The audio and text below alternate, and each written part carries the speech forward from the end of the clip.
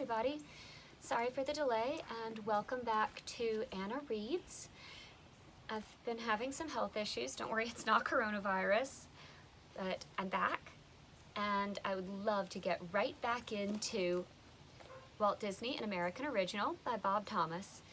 And okay, I know this isn't much of a Disney bound, but the next Disney film after 101 Dalmatians was Sword in the Stone. So I looked down and went, hey, I'm Merlin's Magic. That works, right? Yeah, we're just gonna pretend it works. Let's see, okay, we went through Snow White. Da-da-da. Oh, yes. Here we are. Unit, what was it again? I'm losing my mind here, y'all. Unit 3, Chapter 13. The newfound prosperity of Walt Disney Productions started to end in September of 1939 with the beginning of the Second World War. 45% of the company's income flowed from overseas, now such important markets as Germany, Italy, Austria, Poland, and Czechoslovakia were closed to the Disney product, and income from England and France was frozen. The film market was changing at home too. With Europe at war and America's young men being drafted into military service, the tempo of the nation was quickening, and movie audiences were less intrigued with the fairy tales of Walt Disney. When Pinocchio was released in February 1940, it was inevitably compared to Snow White. Walt was convinced that Pinocchio was a greater artistic achievement, but audiences did not warm to the characters as they had to Snow White and the dwarfs. Excuse me. Business was good, but far short of what was needed to offset the heavy cost of production. Fantasia presented several special problems. Moviegoers had known little experience with classical music in films, and they were not prepared for this new kind of Disney film. Walt insisted that Fantasia would be released under the best possible conditions. "We can do a better job than RKO," Walt said. RKO, which had little enthusiasm for selling a long-hair musical, no joke, that's their words, readily agreed to relax its exclusive distribution contract. Walt set up a special unit headed by a young film salesman named Irving Ludwig. Walt instructed Ludwig to engage prestige theaters in the major cities and equip them with sound systems to accommodate the stereophonic Fantasound. The theaters were also outfitted with special lighting and curtain controls so that each sequence of the film would be presented as an individual unit. The theater staffs were hired and trained by Disney. Fantasia opened November 13th, 1940 at New York's Broadway Theater, the same place then named the Colony, where Mickey Mouse had made his debut in Steamboat Willie. My birthday is November 13th, so you can only imagine how special that is to me.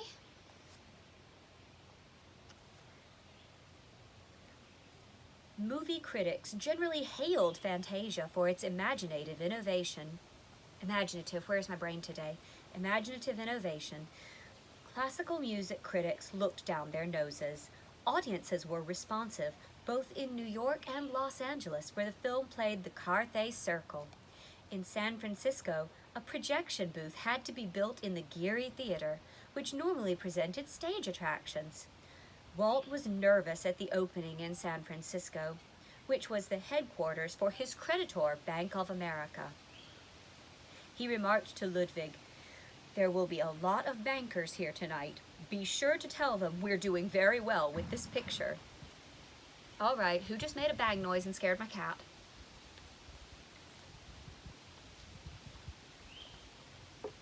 Luther, you want to come over here and be social? No? Poot. The film succeeded in its initial engagements.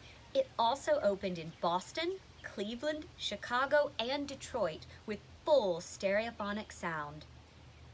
But except in New York, where Fantasia ran for a year. Can you imagine that? A movie in a theater running for a year. The engagements were not sustained. Parents balked at paying roadshow prices for their children. Those who did complained that Fantasia was not the standard Disney film. Some claimed that their children were frightened by the Night on Bald Mountain sequence. Can I just say something here about Chernabog that I figured out the other night? He's less a villain and more middle management. I mean, he's built into the mountain, so it's not like he's going anywhere else. We never actually see him, molesting or bothering or harrowing anyone. And it's literally a 9 to 5 for him because the church bells ring at 5 o'clock in the morning and that makes all the dead stuff go away. So, yeah, Chernabog just got downgraded from Disney villain to Disney middle management. Diminishing returns made it impractical to attempt any more of the Fantasound installations, which cost $30,000 per unit. At any rate, electronic equipment was growing scarce because of the government's defense needs. RKO wanted to put Fantasia into general release in a shorter version. Walt fought for the uncut film, but he was forced to give in. Crikey, now I want to know what they cut. He needed all the income he could find to keep the new studio going.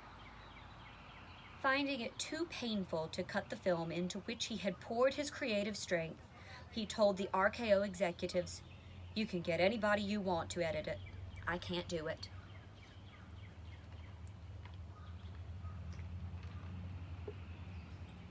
Sorry, I just caught Luther with his tongue sticking out.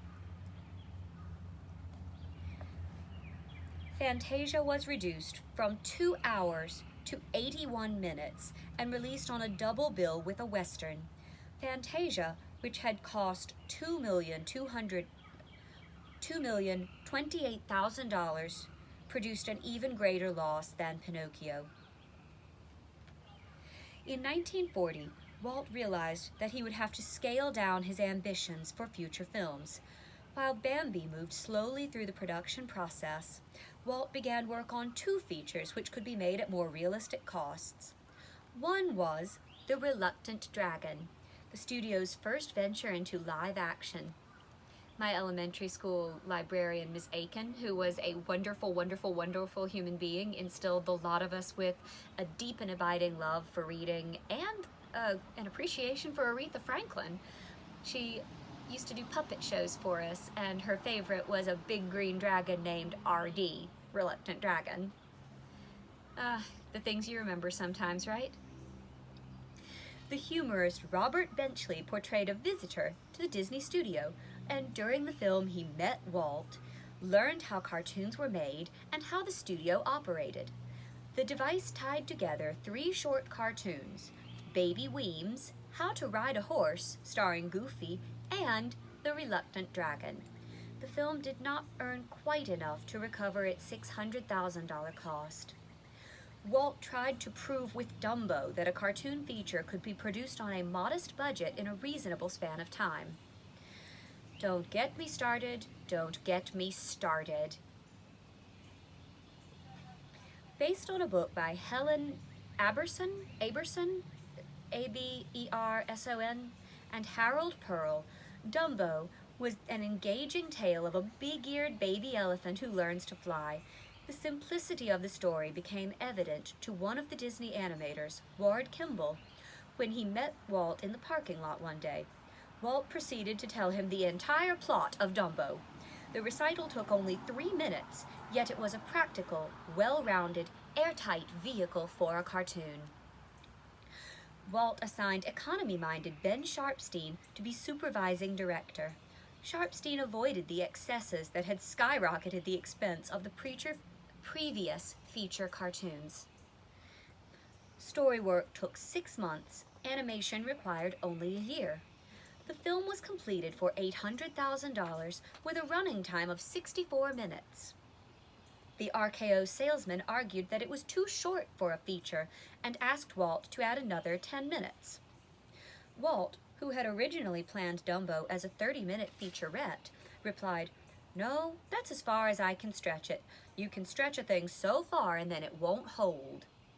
The picture is right as it is, and another 10 minutes is liable to cost $500,000. I can't afford it. Dumbo proved to be one of the most endearing of the Disney feature cartoons, providing the Disney company with $850,000 profit. Yes, Jumbo Jr. himself is a mucho endearing little character. I can't watch the film for beans. Just, can't do it. Soundtrack is tragically catchy though. Old Frank Churchill. When Roy Disney asked Walt to visit his office one day in 1940, Walt realized that meant trouble. It's kind of like how if you don't hear your first name, middle name, and last name being screamed across all hell and gone, you don't quite know you're in trouble, do you? Over the years, he had learned that when Roy came to Walt's office, he usually bore good tidings. When Walt was summoned to Roy's office, that meant bad news. "Sit down, kid," Roy began, shutting the door behind Walt. Roy took his place behind his desk and said, "This is serious. I've got to talk to you." Walt studied his brother's long face and asked, "What's the matter?" Roy outlined the financial reverses of the past year, how the profits on Snow White had been eaten up by the costs of Pinocchio, Fantasia, and Bambi, how the European War had caused a sharp decline in theater revenue, how the company now had 1,000 employees in a brand new studio built at a cost of $3 million. "And now, Walt," Roy concluded, "we are in debt to the bank for $4.5 million. Roy expected his brother to be shocked and concerned. Instead, Walt began to grin, and then he burst out laughing. "What the hell are you laughing at?" Roy demanded. "I was just thinking back," Walt said between fits of laughter. "Do you remember when we couldn't borrow $1,000? Roy, too, began to laugh. "Yeah, remember how hard it was to get that first $20,000 credit," he recalled. They regaled each other with memories of when they had to plead for loans to meet the weekly payroll. "And now we owe $4.5 million, Walt remarked. "I think that's pretty damn good."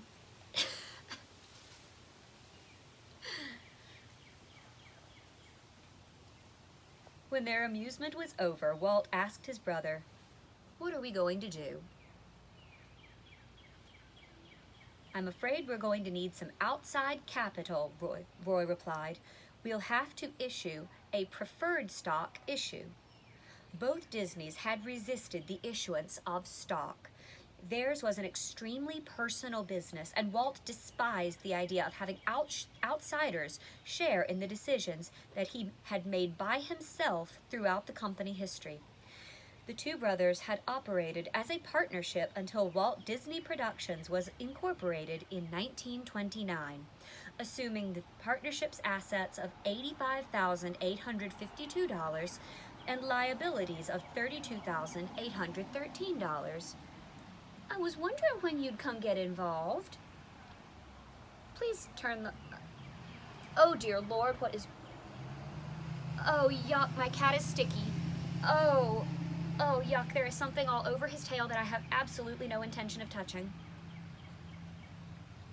"That's..." Naturally, he puts his butt down on my foot. Walt Disney Productions, $320,000. The new company issued 10,000 shares of stock, 3,000 apiece to Walter and Lillian Disney and 4,000 to Roy. In 1938, Walt Disney Productions was reorganized to absorb 3 other companies that had been created in the early 1930s. Having difficulty on this name here. Liled, Liled Realty and Investment Company, which took care of the Disney's real estate, Walt Disney Enterprises, which dealt with licensing of the cartoon characters, and the Disney Film Recording Company. The new Walt Disney Productions in 1938 issued 150,000 shares of stock, with Walt and Lillian Disney receiving 45,000 apiece, and Roy and Edna 30,000 apiece. Despite Walt's misgivings, Walt Disney Productions made its first public offering of stock in April 1940 with 155,000 shares of 6% cumulative convertible preferred stock at $25 par value and 600,000 shares of common stock at $5. The prospectus for the sale listed Walter E. Disney as president and executive production manager of the corporation, and Roy O. Disney, executive vice president and business manager. Total assets of Walt Disney Productions at the end of 1939 were $7,758,000. The stock offering quickly sold out, contributing $3.5 million of much-needed capital to the Disney Company. Financial troubles were assuaged for a time, at least, but other problems began to appear. During the last half of the 1930s, the Hollywood movie studios, like many other industries in the country, were undergoing unionization. Emerging from the nightmare of the Depression, the nation's workers sought greater security in their jobs as well as a larger share of the new prosperity. Franklin Roosevelt's New Deal gave them the apparatus for unionization. What is stuck to you? Something, New Deal, apparatus, unionization, with the National Labor Relations Board. The film industry was ripe for the unions. Ouch! Jobs were often subject to the whims of the producers and the fluctuations of the movie market. Filming went on 6 days a week, and night shooting was common without overtime. Being in background myself, I think I'll keep every last one of my remarks inside right now, and I'll just pet this cute kitty cat, shall I? Yes, that's how we'll handle that. Studio workers recalled vividly the grim times when they were ordered to take 50% cuts in salary during financial crises, while the executives made no such sacrifices. Sound familiar? By 1940, most of the salaried workers in the industry, actors, directors, writers, crew members, had been unionized. The Disney studio had closed shop agreements with musicians, cameramen, electricians, costumers, restaurant workers, makeup artists, prop men, and other set workers. Union organizers next went after the cartoonists. The nature of the Disney enterprise had changed immensely in a brief span of years. Are you trying to knock this book over?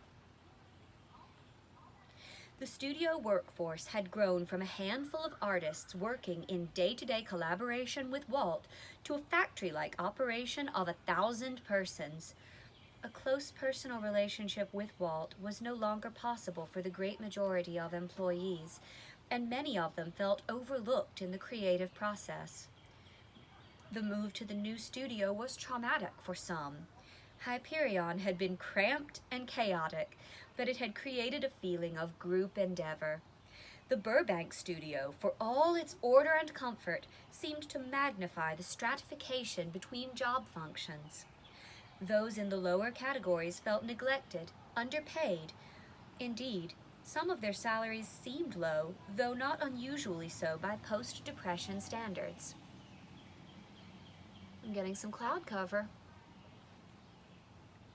The hints of discontent were exploited by a new element in the studio. Many of them had arrived from the East during the expansion before and after Snow White, their double-breasted tweed suits and Homburg hats contrasting with the sports shirts of the Californians. The newcomers were products of the artistic ferment of Manhattan, and they rejected the paternalism of Walt Disney. They argued that the only protection the studio workers had was in a union. Some of their listeners agreed, especially as the European War plunged the company into financial problems. With their market shrinking, the Disneys obviously could not afford the inflated staff. Rumors of mass layoffs circulated through the studio. Two unions sought to organize the Disney cartoonists: the unaffiliated Federation of Screen Cartoonists and the Screen Cartoonists Guild, affiliated with the AFL Painters and Paperhangers Union. The leader of the Screen Cartoonists Guild was a tough left-winger, Herbert Sorel, whose strikes and jurisdictional battles brought turmoil to Hollywood labor. Sorel's hard-fisted tactics infuriated Walt. Years later, Walt gave this version of a meeting with Sorel in Walt's office. Sorel claimed he had a majority of the cartoonists in his union and demanded a contract. "You sign with me or I'll strike you," Sorel threatened. "I've got to live with those boys from now on," Walt replied. "I must have a vote. You've got to put it to a vote through the labor board, and whatever way it comes out, I'll go along with it. Then I'm keeping faith with them. I'm not signing with you on your say-so." "All right, I'm warning you," Sorel said. "I can make a dust bowl out of your place here, Disney. You don't know what you're doing. The strike will hurt you. I can pick up that telephone and I'll have you on unfair lists all over the country. I've got friends. I've got connections." "That may be true," Walt said, "but I've got to live with myself. I can't sign these boys to you. I have no right to. They have come to me from the other union and claimed you don't have them. A vote will prove it." You've got to love people who have to issue blustering ultimatums and threats. Walt decided to take the matter directly to his employees. In February 1941, he addressed studio meetings about the real crisis we are facing, a crisis that's going to vitally affect the future security for all of us. He warned his listeners, "Everything you are going to hear is entirely from me. There was no gag meeting or anything to write this thing. It's all me, and that will probably account for some of the poor grammatical constructions and the numerous two-syllable words." He began by telling of the storms he had weathered during 20 years of the cartoon business. He delivered his credo: "I have had a stubborn, blind confidence in the cartoon medium, a determination to show the skeptics that the animated cartoon was more deserving of a better place, that it was more than a mere filler on the program, that it was more than a novelty, that it could be one of the greatest mediums of fantasy and entertainment yet developed." He told of his hungry years, how he and Roy sold their cars and mortgaged everything to meet the payroll in 1928, how they refused to join other producers in enforcing a 50% pay cut in 1933. Over 7 years, almost $500,000 had been paid to Disney employees in bonuses and adjustments. He and Roy could have taken dividends worth $2.5 million. Instead, they invested everything back into the company. Walt outlined the hectic expansion following Snow White, the building of the new studio, the collapse of the foreign market, and the financial crisis it brought. 3 solutions were offered: salary cuts for everyone, which might have caused panic; abandonment of feature production, which would have laid off half the studio staff; selling a controlling interest to a major company or individual. Walt said he rejected all 3, preferring to enforce economies that had helped to bring production costs down to more realistic levels. He went on to blow down rumors that had been circulating and to deny that the new studio fostered a system of class distinction. One of the rumors was that girls were being trained to replace higher-priced male artists. "Not so," said Walt. The girls were being trained to make them more versatile employees, to prepare for the future when men might be drafted, and to give women equal opportunities with men.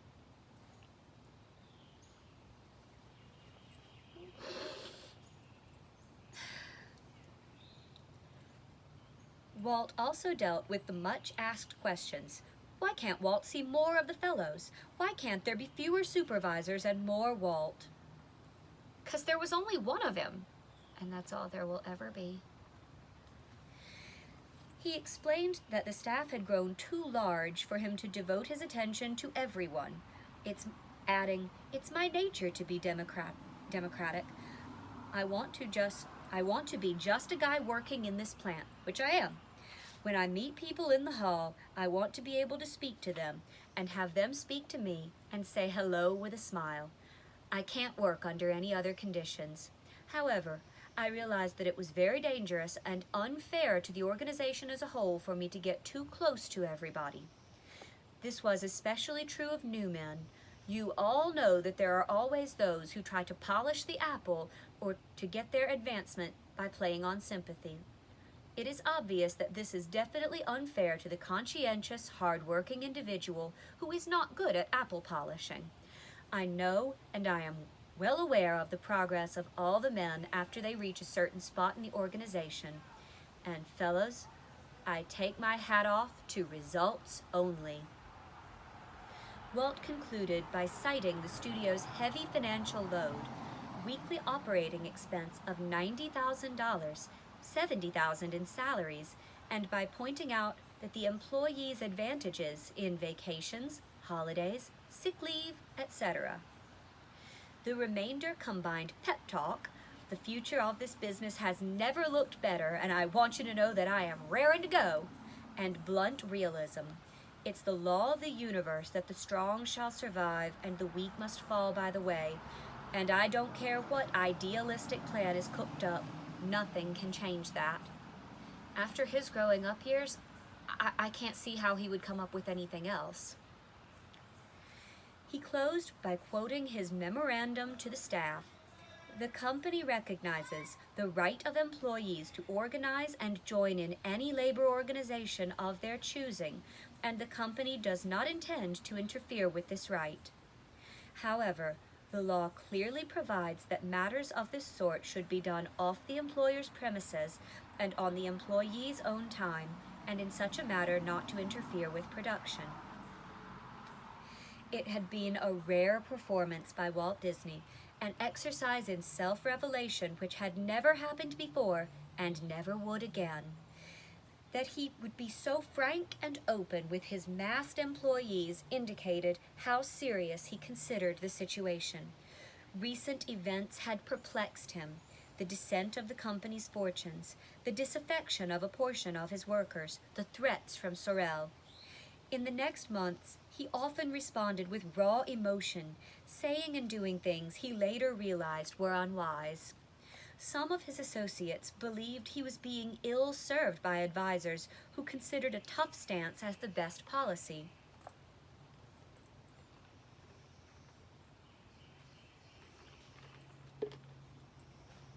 On May 29, 1941, Walt was astonished to find a picket line in front of the studio. Herb Sorel had called the Screen Cartoonists Guild out on strike, claiming support of a majority of the Disney cartoonists, yet 60% remained on the job. Of the 300 strikers, many were sincere believers in the principle of unionization. Some were concerned about the recent and impending changes at the Disney studio, and were convinced that a union was the best protection for their jobs.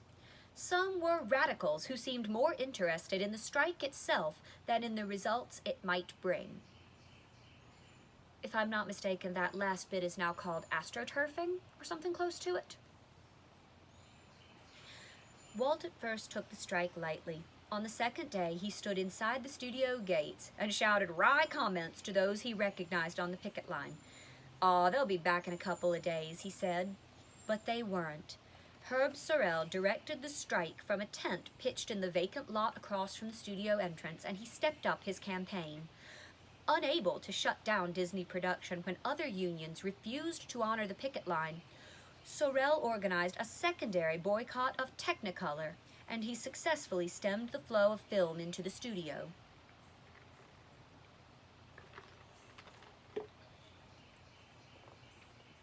Sorel launched a propaganda campaign in union papers and leftist publications across the country, accusing Disney of being anti-union and operating a sweatshop. The anti-Sorel Federation of Screen Cartoonists was branded as a company union. Walt struck back with public statements and paid advertisements, almost with his fists. One day, as Walt parked his car inside the gate, one of his striking animators announced over the loudspeaker, "There he is, the man who believes in brotherhood for everybody but himself." Walt started taking off his coat and was stalking forward towards the gate when studio police intercepted him.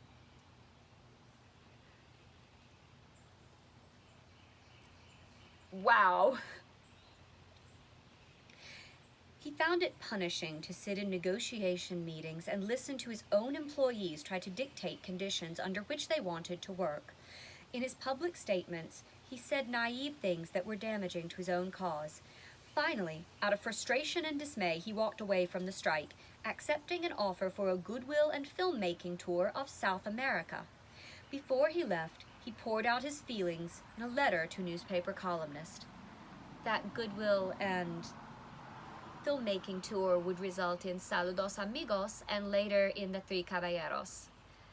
Like I said in one of my other videos, if you haven't yet sat down and watched the 43 minutes of Saludos Amigos, it's worth it. It really, really is. It was a cute little film. Block quote, "To me, the entire situation is a catastrophe. The spirit that played such an important part in the building of the cartoon medium has been destroyed. From now on, I get my artists from the hiring hall of the Painters and Paper Hangers Union. Out of the 700 artists and assistants coming under this jurisdiction, 293 were on strike and 417 remained at work. The union refused to use the ballot to give the people here the right to determine their own choice. In turning down the ballot, they said, to use their own words, 'We might lose that way. If we strike, we know we will win.' I was willing to sacrifice everything I had and would have fought to the last ditch had it not been for the fact that a lot of innocent people might have been hurt. It didn't take long to see that there wasn't a fair, honest chance of winning. The cards were all stacked against me, so for the time being I have capitulated, but believe me, I'm not licked, I'm incensed. The lies, the twisted half-truths that were placed in the public prints cannot be easily forgotten. I was called a rat, a yellow dog employer, and an exploiter of labor. Parenthetically, given that I have a big yellow dog, that offends me greatly. They took the salaries of my messenger boys and claimed them to be the salaries of my artists. My plant and methods were compared with a sweatshop, and above all, I was accused of rolling in wealth.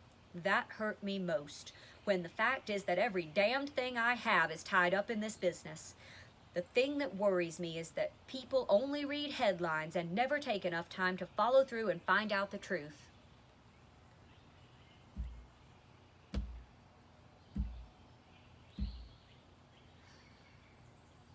You know, that hasn't stopped. I am convinced that this entire mess was communistically inspired and led. The People's World, the League of Women's Shoppers, the American Peace Mobilization, and every known communistic outfit in the country were the first to put me on their unfair list. The legitimate American Federation of Labor Unions were the last, and they were reluctant to move. I am thoroughly disgusted and would gladly quit and try to establish myself in another business if it were not for the loyal guys who believe in me. So I guess I'm stuck with it. I still don't want to know what you have all over you that's sticky. I really don't.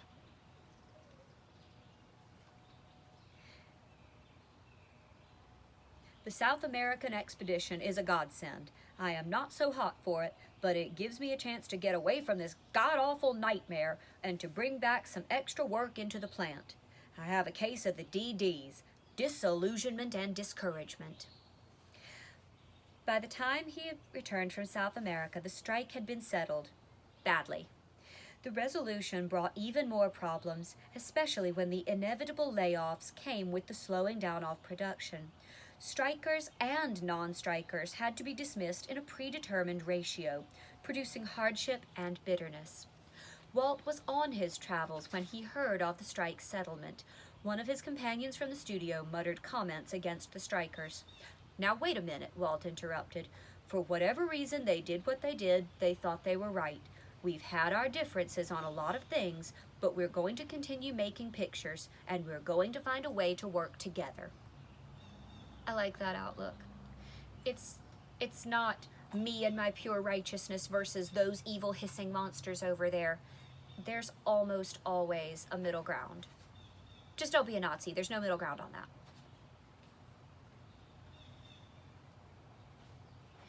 Afterward, he seemed to bear no bitterness toward most of the strikers, and some of them achieved important positions in the company in later years. But Walt could not forgive the animator who had mouthed inflammatory remarks through the loudspeaker. The government said the man had to be reinstated, but Walt refused to talk to him, and the striker left the studio after a couple of years. Understandable response. What was it Thumper said? "If you can't say something nice, don't say nothing at all." I can only imagine what would have come flying out of Walt's mouth had he chosen to address the fella. The 1941 strike had a profound effect on Walt, shading his attitude toward politics and his relations with his employees. He was pushed further toward conservatism and anti-communism, and he suffered disillusion in his plan to make the Disney studio a worker's paradise.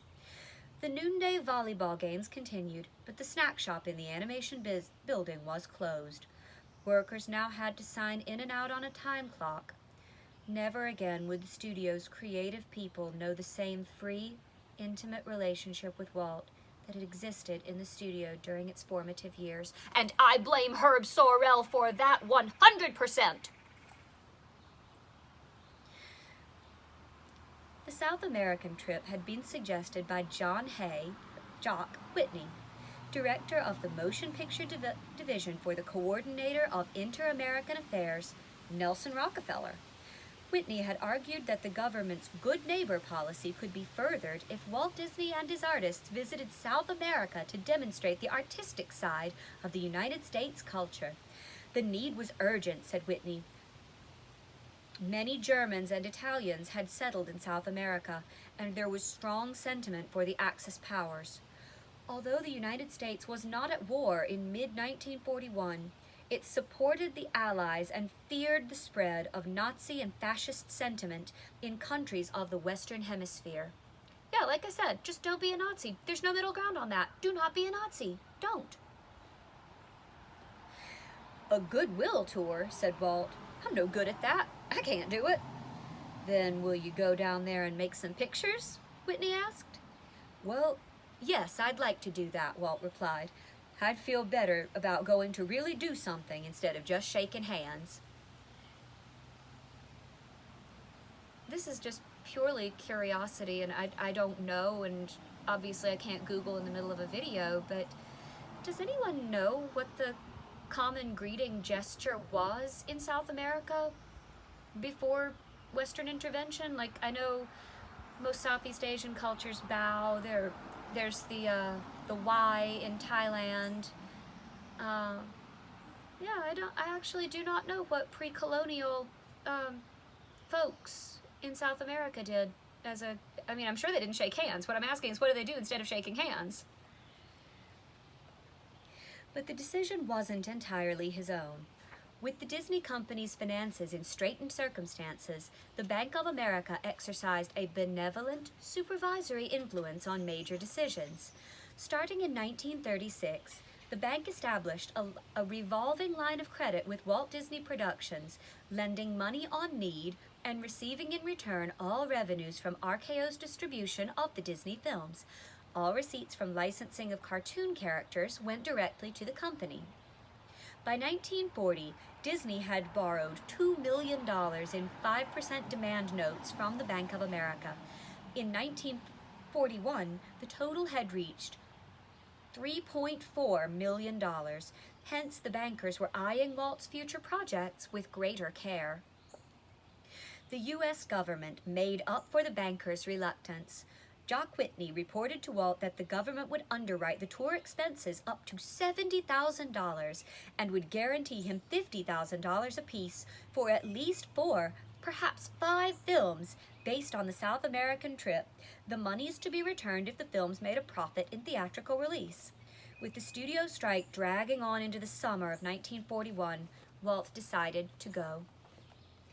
He picked his traveling staff with care, asking each person individually, and then assembling the entire group in his office and designating duties like a field general before battle. Norm Ferguson would be the producer-director. Webb Smith, Bill Cottrell, and Ted Sears would develop stories.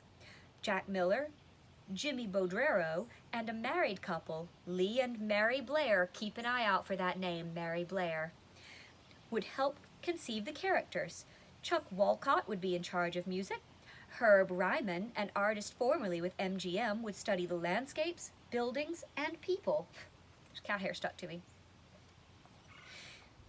Larry and Janet Landsberg would work on animals and characterization. Frank Thomas would collaborate with Fergie on animation. Jack Cutting, who had traveled in South America, would check on authenticity and advise on the foreign language versions. John Rose would handle administrative matters.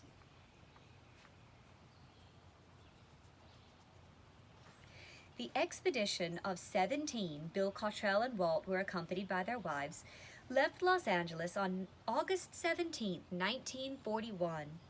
They flew across the country in a DC-3, which stopped for fuel and press conferences in Fort Worth, Nashville, and Jacksonville.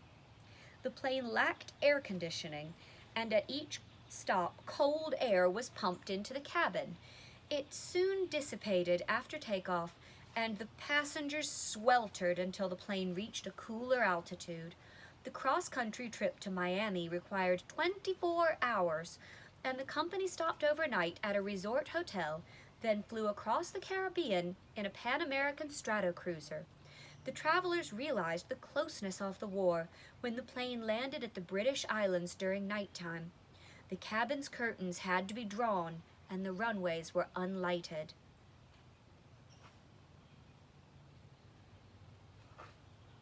Luggage was carefully examined at each airport. The first stop on the South American continent was Belém, at the mouth of the Amazon, where the group visited a zoo and stayed overnight. If anybody else remembers the game Amazon Trail, Belém was your first start. It was the first level. All right, Belém, zoo, overnight. Then on to Rio de Janeiro, where the work began. Walt told the American ambassador that he and his people were in Brazil to work and that he wanted to limit the social events. Do you have a tick? I think you have a tick. Jock Whitney had arrived in Rio to help with the arrangements, and the Disney group was entertained by President Vargas at a lavish dinner. The days were full, with visits to farms, zoos, schools, art galleries, and beaches to absorb the color and customs. Then to nightclubs and festivals to see the dancing and hear the native music. After 3 weeks, the troupe moved on to Buenos Aires, where Whitney again assisted in relations with the government. Disney headquarters were established in the Alvear Palace Hotel, and a miniature studio was set up in the roof garden. In Argentina, as in Brazil, Walt Disney was lionized. Mickey Mouse and Donald Duck were immensely popular, and crowds followed Walt wherever he went. He was invited to an asado, or barbecue, at a huge estancia, and the guests were outfitted in gaucho costumes. With his black hair and mustache and olive skin, Walt looked the perfect gaucho, and the Argentines were delighted. After a month in Buenos Aires, El Grupo, as the travelers called themselves, flew over the Andes to Chile. They spent a week in there, then split up for the return home. Ryman, Miller, and the Blairs flew on to visit Bolivia, Peru, and Mexico. The rest took a 15-day boat trip back to the United States. The work of compiling the sketches, paintings, stories, and music into storyboards was begun in a glassed-in section on the boat's deck. The liner made several stops, including one at a small Colombian town where Walt and several others took a steamer ride 30 miles up a river and into a rainforest. That might have been the inspiration his companions later suspected for Walt's jungle cruise 15 years later at Disneyland. Gosh, I've never been to Disneyland in Anaheim, but I've been going to Walt Disney World in Orlando since I was not quite 6. I don't think I've been on the jungle cruise since my dad was alive, and that's been... Last time he went with us was 2006. Walt and his party continued through the Panama Canal and landed in New York, arriving in time for the premiere of Dumbo. Then, the Disneys flew home to Los Angeles for a joyful reunion with Diane and Sharon, whom they hadn't seen in 12 weeks. Walt's homecoming was also marked by sorrow. During his absence, Elias Disney had died. He was 82 years old, and he had never fully recovered from the loss of his beloved Flora. When he heard in South America the news of his father's passing, Walt commented to a companion, "I only wish that Roy and I could have had success sooner, so we could have done more for my mother and father." Oh, here I go again. This makes, what, 3-4 videos that I've cried in? Let's not kid ourselves, it's more than that. On his return to the studio, Walt began work on the South American subjects, which were planned as a series of shorts. As the material developed, he realized that it could be developed into a feature. To the cartoons, he added live-action footage of the troupe's travels, much of it photographed by Walt himself on a 16mm camera. Seriously, go watch Saludos Amigos. I wish they could tell us which bits were shot by Walt. On his next paragraph, the trip had proved an enormous success. The South Americans, who had been subjected to the visits of speech-making politicians and diplomats, now realized that the United States also had people who were young and creative and down to earth. The Latin Americans were further complimented by the 2 films that resulted from the trip, Saludos Amigos and The Three Caballeros. Walt took a staff to Mexico to research Mexican portions of the latter film. A New York critic called Saludos Amigos at once a potent piece of propaganda and a brilliant job of picture making. The films were successes in both the Americas, and as Walt pointed out later, the government never lost a nickel on them. We paid for our own trip and the pictures too. Well, that was kind of a short chapter given what we're used to. Walt Disney, an American Original by Bob Thomas, and this has been Anna Reads. Thank y'all for being patient in my absence. Like I said, I'm having some health struggles right now. I'm not going to go into it, but if there's anything you're interested in hearing me read after we get through with Walt Disney, I would be more than glad to hear it. You can contact me on Instagram at serenity_sweet13, on Twitter at serenitysweet13, no underscore, through Facebook, or you can direct message or comment right here on YouTube. Give me a thumbs up, subscribe if you haven't already, and, you know, it's still going on. It's April 24th as I film this, and Brian Kemp decided that several businesses were able to open up in Georgia today, which is a bit like,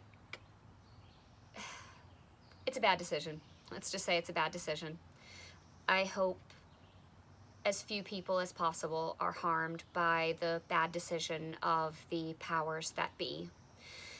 But what we out here in the big world can do is we can take care of each other, we can take care of ourselves, and we can take care of annoying black cats who get sticky things in their tails.